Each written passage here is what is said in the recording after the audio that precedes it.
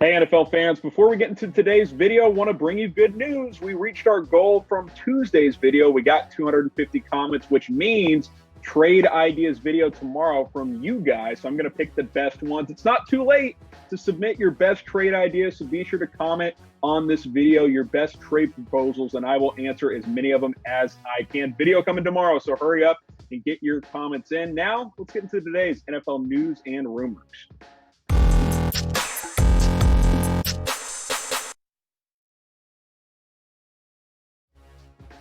Let's talk about the NFL draft. There's some draft rumors flying around, starting with the Detroit Lions. Ian Rapoport had this note earlier that Detroit has been talking with several teams about moving down from the number 3 pick, and apparently there are teams interested in moving up.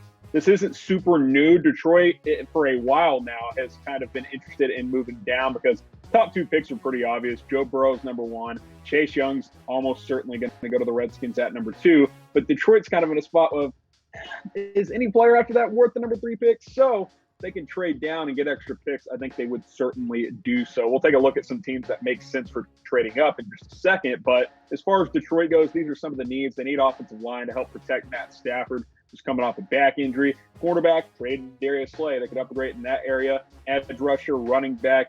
Had running back issues for a long time now, and linebacker. So Detroit could stock up a lot of positions. So if they can trade down and get extra picks, I think they would like to do that. Will Detroit trade down from number 3? Type Y for yes, type N for no. I think they will. I'll put it at about 60%. If they get a trade package that they like, I think they'll take it. I don't think they're comfortable with any particular player at number 3. There's certainly a couple of worthy ones, but if they can move down, I think they will certainly try and do that.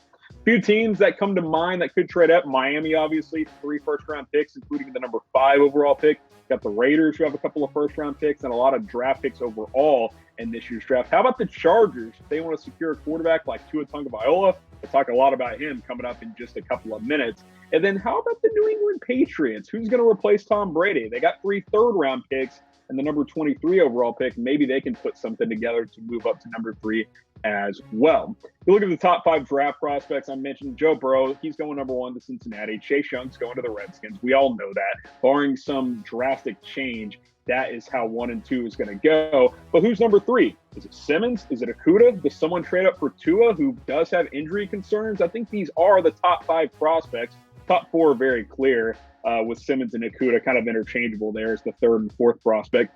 Tua, when healthy, I think is in that top 5. We just don't know about his health. Who will be the number 3 overall pick in this year's draft? Go ahead and let me know down in the comment section. If Detroit stays at 3, I think it'll be Okudah. But I would not be surprised if someone traded up for either Tua or Isaiah Simmons. But go ahead, predict down below who will be the number 3 overall pick in this year's draft.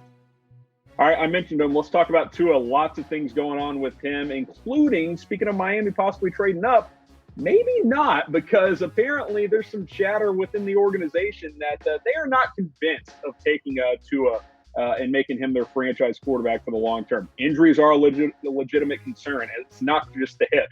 He had a broken wrist in college. He had a lot of nagging injuries that he played through during his time at Alabama. Ankle injury a couple of different times. He just is a little bit brittle. That is what he's been proven to be. He's got a bit of a slight frame. He's a bit injury prone. Like, these are the facts. When he's on the field, he's awesome. I think when he is fully healthy, he's probably a tick better than Joe Burrow. But he's just never fully healthy. That's kind of been the problem with him. Here's Matt Miller of Bleacher Report, who covers the NFL draft, saying, quote, "I'm told by multiple league sources that the Dolphins aren't convinced Tua is the best option and could instead target Oregon's Justin Herbert. The situation is fluid, but buzz around the league is that Herbert has the most fans in the Dolphins draft room." Very, very interesting. So pick a quarterback for me.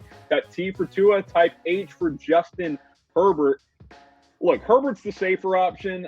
His floor is probably a tick higher because he's 6'5", he's mobile, and he can make all the throws. Worst case scenario, he's at least a low floor starting quarterback. To a worst case scenario, he's injured and can't ever stay on the field. So that is a bit of a risk. But I don't think it's even close when you compare these two side by side. I think Tua is worth the risk because when he is healthy, he is outstanding. You compare these last two seasons, Tua played in 24 games, Herbert in 27. Completion percentage much higher for Tua, and he stretched the field a lot more, so that is significant. Yardage still had more despite playing in 3 less games. 76-9 touchdown to interception ratio. That is ridiculous. I'm not taking anything away from Herbert. I think he's a solid pick. I would take him in the top 15, but top 5 over Tua, even with the injury concerns. I don't know. I'm just not as high on Justin Herbert. Tua is a risk. There's no doubt about it. He comes with red flags, with some injury concerns, but I think I would take him over Justin Herbert every single time. Here's a quote from Mel Kiper Jr. What's going against Tagovailoa right now is that the Dolphins can't do an in-person checkup with their team doctor because of the travel restrictions, obviously, with everything going on right now. Prospects can only do virtual visits with teams, and that could have an effect on guys who are rehabbing injuries. Obviously, the biggest injury question mark for everyone in the draft is Tua Tagovailoa. So as far as the Miami Dolphins go, they've got some internal questions they have to answer with the Big C going around. They can't get a proper physical for the kids, so the draft coming up in 2 weeks, they got to figure this out. I will say this, Tua did hold a virtual pro day today, and this is very interesting. Obviously, pro days have been canceled, but he did film an hour-long workout in a private gym. Less than 10 people were there. Former NFL quarterback Trent Dilfer put on the workout. His teammate Jerry Jeudy ran some routes apparently for him. A couple of other guys were there as well. 55 scripted throws, 20 dynamic drill throws. I don't know completely what that means. I just assume it's off scripted throws, stuff that's less in his control. This video will be sent to all 32 NFL teams. So while it's not a physical, they can see him moving around, making throws, doing all that stuff. So that is a little bit of an evaluation, if nothing else. Tua Tagovailoa's agent is trying to downplay the medical concerns by saying Tua's health concerns are overblown. It is clear that Tua's health is fine. There's no recurrence that's going to happen here. That was on 790 AM in Miami, an interview with Lee Steinberg, who also represents Chiefs quarterback Patrick Mahomes. So lots to unpack there when it comes to Tua Tagovailoa, the Alabama quarterback prospect. Which team will draft him? Who knows? Like, if Miami's not in on him, I think anything's on the table. This would be peak Patriots. Tua slides a little bit, and they trade up and draft him. I'm just saying, it would not surprise me if something like that happened. But go ahead and predict what team you think will draft Tua in this year's draft. And while you're doing that, why don't you get yourself a draft hat? Most teams' draft hats are out. You can get them at this link, chatsports.com/NFL draft hat. There's a lot of different styles, too. You got the flat bills, the snapbacks, the curved bill styles, the baseball cap styles. All of it, it's available with our partner Fanatics at chatsports.com/NFL draft hat. Typically, the draft hat sucks. So I'll just flat out say it. Last year's model was terrible, but this year it's a pretty clean look for all teams that are available. So go ahead and buy one today. The link will be in the comments. It'll be in the description. Again, one more time, that is chatsports.com/NFL draft hat. All right, let's get a little dark here, unfortunately, and that's because former running back Chris Johnson is being accused of murder by hire. There is a lot to unpack here, so stay with me. Court documents obtained by TMZ suggest that Johnson is being accused of hiring a Florida gang member to kill 2 men in 2016. So rewind the clock a little bit. Chris Johnson and his buddy were shot in 2015, in which his buddy was killed and he almost died himself. So that happened in March of 2015.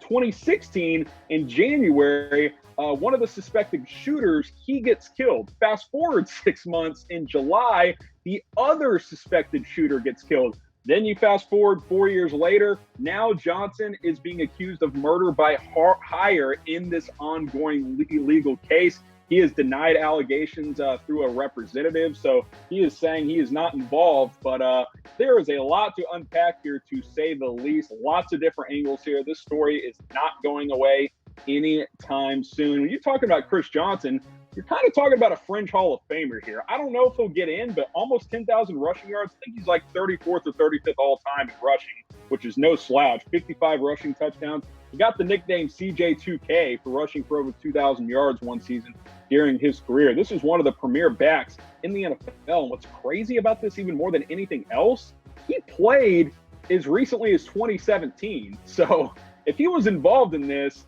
back in 2016, he played another season in 2017. He only played in 4 games, but it's still kind of wild to think about.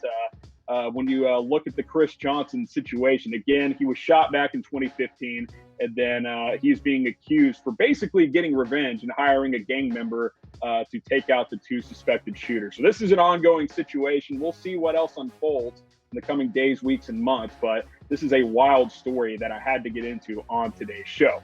Let's get back to the positivity here and remind you guys, trade videos coming tomorrow from your ideas. So go ahead, comment in this video your best trade proposals. I'll get to as many of them as I can. It's not too late, but you got to comment ASAP because the video is going to be filmed tomorrow being Friday, as today is Thursday. So go ahead, comment down below your best NFL trade ideas. I'll get to as many of them as I can. All right, a little piece of news here as well. Chiefs have re-signed Breeland, the cornerback. 1 year, up to $4.5 million is the contract. Pretty good value for Kansas City. I was seeing rumors that he could get between $8 and $10 million per year. They get him for $4.5. He comes back, big part of that secondary last year after losing Kendall Fuller. This was a necessary move for the Kansas City Chiefs. And the Chiefs have been able to bring back most of their free agents, which is a good sign for a team trying to repeat as Super Bowl champions. A couple of picks last year, a couple of fumble recoveries, 8 pass breakups for Breeland. He's not an elite corner. He's a B-line corner, but he's more than serviceable in that system. And I thought he played very well last year. Played actually really well in the Chiefs playoff run as well. Had an interception in the Super Bowl. So obviously Kansas City trying to bring back as many key free agents as possible to set them up properly for the draft and on into the 2020 NFL season. All right, Chiefs won it all last year. Who do you guys think is going to win it this year? Who's going to win Super Bowl 55? Go ahead and represent your team down in the comments section. I'm rolling with the Chiefs. They brought back most of their key players. I think they will win it all in 2020. Obviously, the game will be played in 2021. They brought back most of their key guys. Chris Jones, they franchise tagged him. Breeland's back. Mike Nell's back. Marcus Robinson, Anthony Sherman. They restructured Sammy Watkins, so they were able to keep them. So the Chiefs appear to be running it back as they go for another Lombardi trophy this next season.